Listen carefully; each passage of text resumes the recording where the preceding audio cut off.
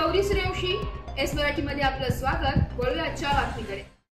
चांदवड तालुक्यात गेल्या काही दिवसांपासून सुरू असलेल्या सततच्या पावसामुळे द्राक्ष बागांना मोठा फटका बसलाय।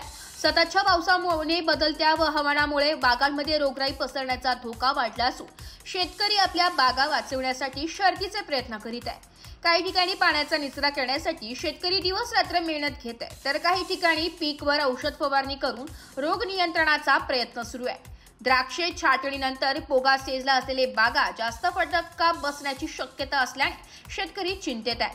शेतकऱ्यांचे म्हणणे आहे की पाऊस सुरूच राहिला तर उत्पादनावर परिणाम होऊ शकतो, त्यामुळे हवामान स्थिर राहावे हीच आमची अपेक्षा आहे। मी आत्माराम निवृत्ती मोहिते, दरसवाडी, हिरापूर, तालुका चांदवड, जिल्हा नाशिक येथील शेतकरी असून ही माझे द्राक्ष बागेला आज 15 दिवस झालेले आहे। या 15 दिवसामध्ये या द्राक्ष बागेला पूर्ण वर्षाला जो खर्च आलेला आहे तो खर्च या 15 दिवसामध्ये झालेला आहे।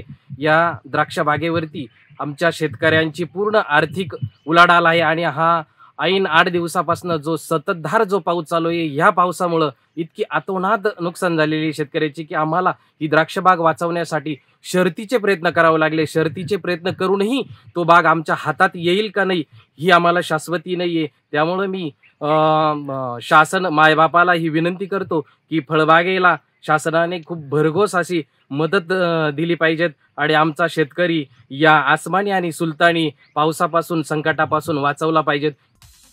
एस मराठी न्यूज साठी तालुका प्रतिनिधी दशरथ ठोंबरे, चांदवड। अशाच नवीन ताज्या घडामोडी जाणून घेण्यासाठी आमच्या एस मराठी न्यूज चॅनलला लाईक करा, शेअर करा, सबस्क्राइब करा आणि बेल आयकॉनला क्लिक करायला विसरू नका।